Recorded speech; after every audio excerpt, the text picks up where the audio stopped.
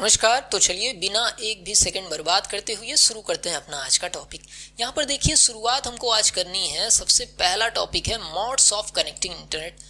मतलब आपके पास अगर कोई डिवाइस है और उसमें आप इंटरनेट एक्सेस चाहते हैं, मतलब उसे इंटरनेट का हिस्सा बनाना चाहते हैं, तो उसके लिए क्या तरीके हैं, उसी के बारे में ये शुरुआत हमको करनी है।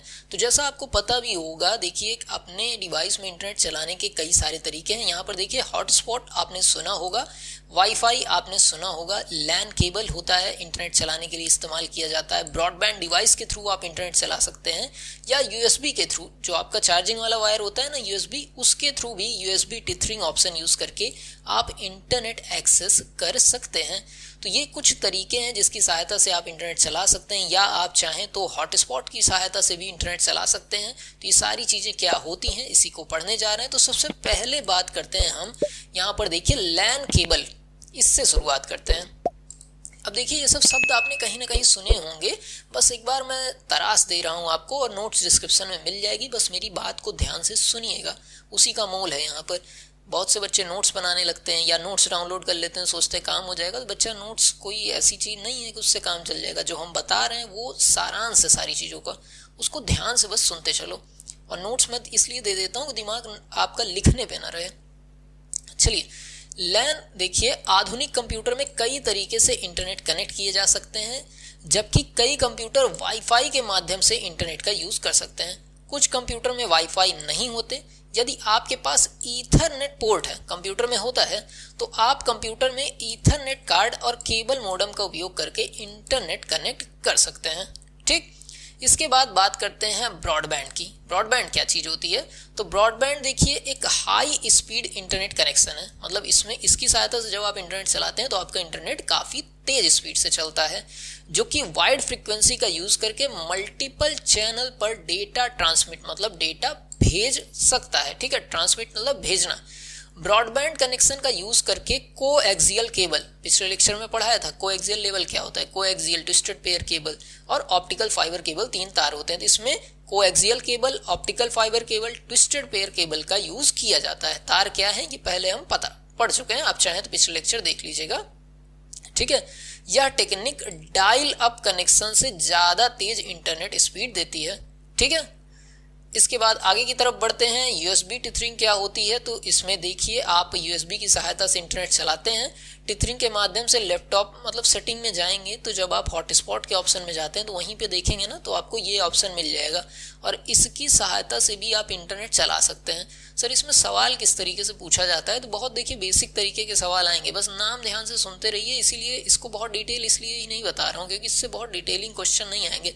बस क्या क्या है, नाम ध्यान से सुने रहिएगा। और इंटरनेट कैसे चलाते हैं, ये वाला ऑप्शन तो आप फ़ोन में किए भी होंगे, नहीं भी किए होंगे तो आप अपने फ़ोन को यूएसबी से कनेक्ट करिए, मतलब एक तार आप फ़ोन में लगाइए और दूसरा एंड आप कंप्यूटर में लगाइए, और फिर जाके हॉटस्पॉट के सेक्शन में जाएंगे तो इस ऑप्शन को ऑन कर लेंगे ना, तो आपके कंप्यूटर में नेट चलने लगेगा।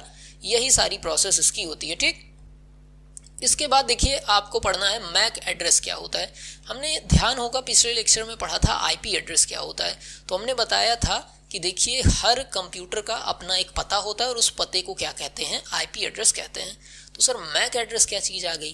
तो देखिए, जो आपका हार्डवेयर होता है उसका भी एक एड्रेस होता है, उसको हम क्या कहते हैं, मैक एड्रेस कहते हैं। यहाँ पर देखिए, मैक एड्रेस का पूरा नाम याद रखिएगा, मीडिया एक्सेस कंट्रोल होता है। क्या चीज़? मीडिया एक्सेस कंट्रोल, इसका फुल फॉर्म होता है।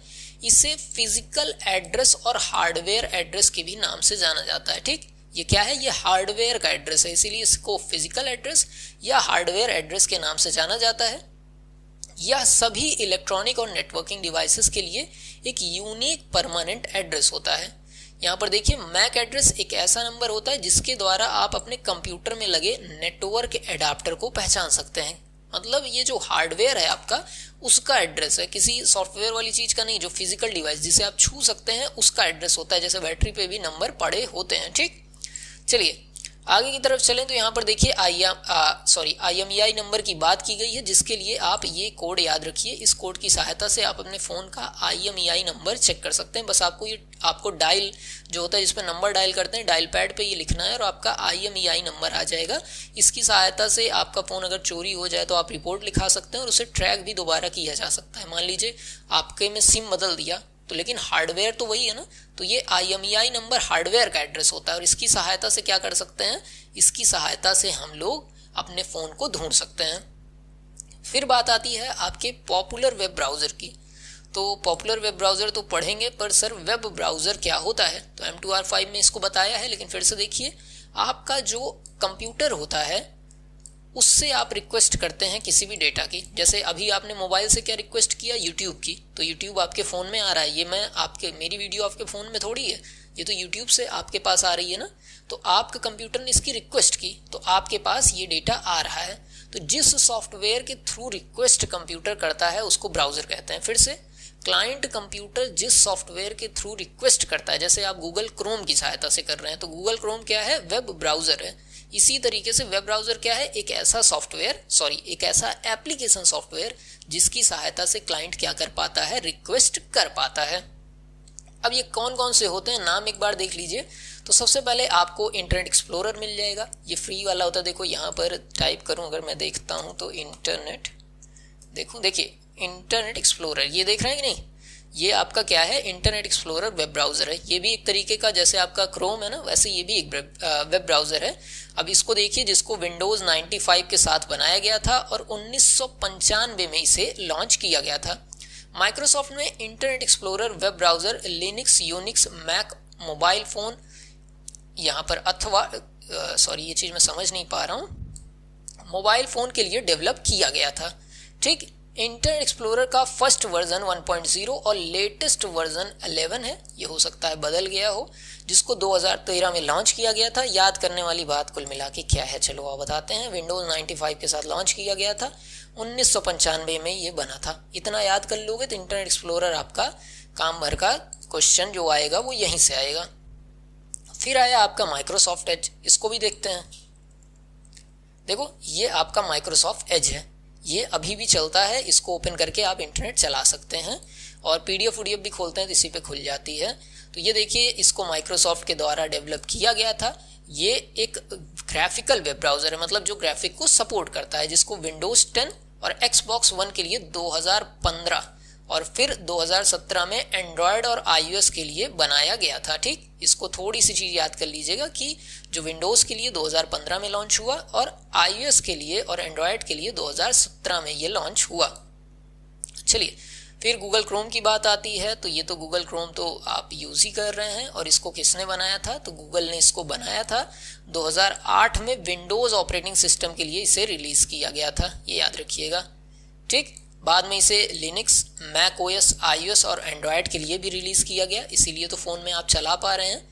ठीक, अब यहाँ पर बेसिक चीज़ें, चलिए वेब एप्लीकेशन है, ये तो सारे जो आपके वेब ब्राउज़र हैं वेब एप्लीकेशन ही है। क्वेश्चन कहाँ से बन सकता है, 50 से ज़्यादा लैंग्वेजेस सपोर्ट करता है, पर ये क्वेश्चन वाली चीज़ नहीं है। ठीक, तो इतनी चीज़ें याद रखेंगे तो आपका काम यहाँ पर बन जाएगा।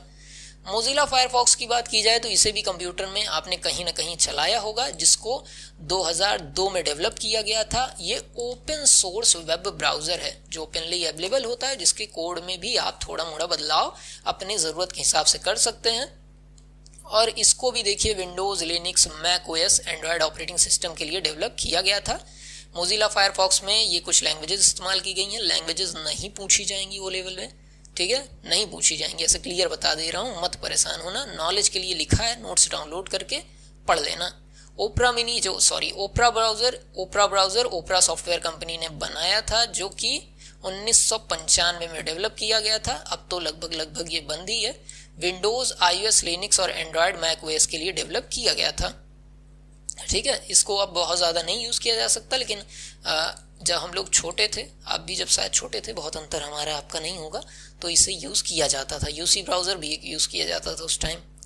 अब इंटरनेट पे आप क्या क्या चीज़ें कर सकते हैं, तो यहाँ पर देखिए एक्सप्लोरिंग ऑन इंटरनेट। तो इंटरनेट पे आप किसी भी जानकारी को ढूंढ सकते हैं, इंटरटेनमेंट कर सकते हैं, पढ़ाई कर सकते हैं, ये सारी चीज़ें हैं।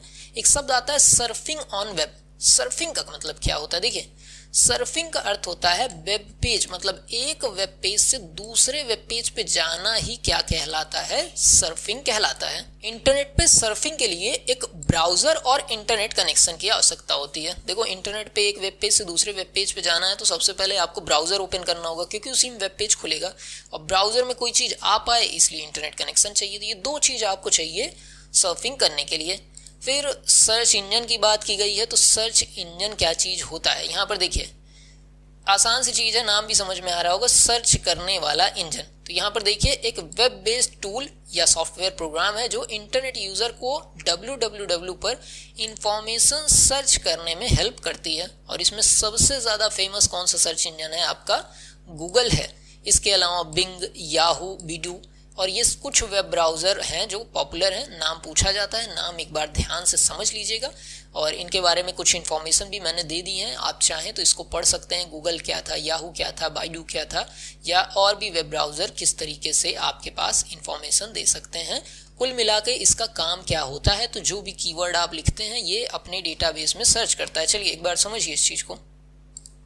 ये मान लो गूगल है, ऐसा देखो गूगल या कोई भी सर्च इंजन है, तो आप जब इस पर कुछ सर्च करते हो तो ये जाता है अपने डेटाबेस में, देखिए अपने डेटाबेस में जाता है और ढूंढता है क्या ये चीज़ है, और इससे रिलेटेड जितनी जानकारी होती है आपके सामने रख देता है। यही काम आपके सर्च इंजन का होता है।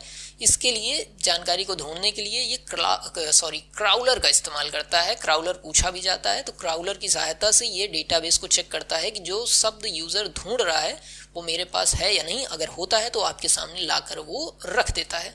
तो ये आपका चैप्टर नंबर 6 था, जिसके सारे पॉइंट हमने कवर किए। उम्मीद करते हैं आपको सब चीज़ समझ में आ गई होगी। नोट्स डिस्क्रिप्शन में मिल जाएगी, लाइक कर दीजिएगा। कहता नहीं हूँ लेकिन समझता हूँ कि मेरी भावना आप समझ रहे होंगे, तो कहना ज़रूरी नहीं है, लाइक सब्सक्राइब कर दिया करिए। मिलते हैं अगले लेक्चर में, तब तक के लिए नमस्कार, जय हिंद।